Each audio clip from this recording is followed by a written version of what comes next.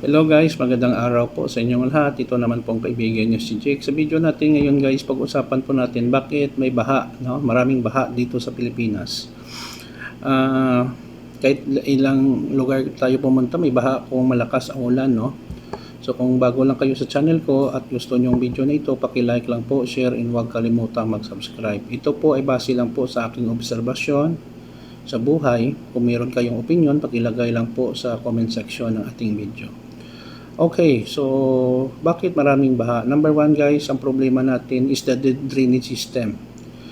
Dito sa Pilipinas, maraming tinatambak na mga basura, walang disiplina ng tao, tinatapon lang dyan. And then kung bumaha, nako, hindi makadaan ng tubig. So umulan, clog ang drainage system, baha agad. Number two, kurakot ng mga politiko. May mga project, mga flood control, billions of pesos, pero saan nakita nyo? Wala masyadong ginagawa mga tamburong dyan, hindi masyadong inayos, poor materials kasi kinukurakot.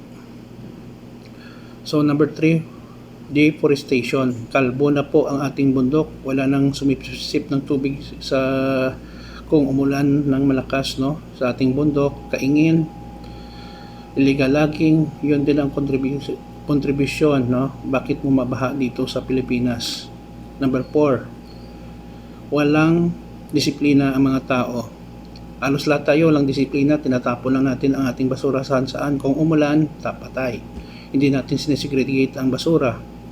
Okay? Number 5, na reason na bakit bumabaha, poor drainage system. Ang pag-design ng drainage system natin ay hindi masyadong maganda. Okay? So kahit sa dagat, sa tabi ng dagat, maraming basura. So yun din ang isang factor bakit bumabaha tayo kung umuulan. Okay? So yun lang po guys. Ano bang solusyon natin kung para ma-minimize ang baha?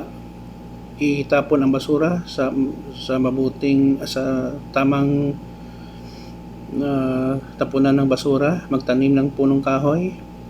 Okay, linisin natin ang kapaligiran, huwag magtapon kahit saan, at tulungan natin ang gobyerno, no, na papaayos ang ating drainage system. Yun lang po guys, maraming salamat po sa inyong walang sawang panonood at suporta sa channel ko. Paki-like lang po, share, and huwag kalimutang mag-subscribe. Mahal ko kayo, ito naman po kaibigan si Jake. Paalam.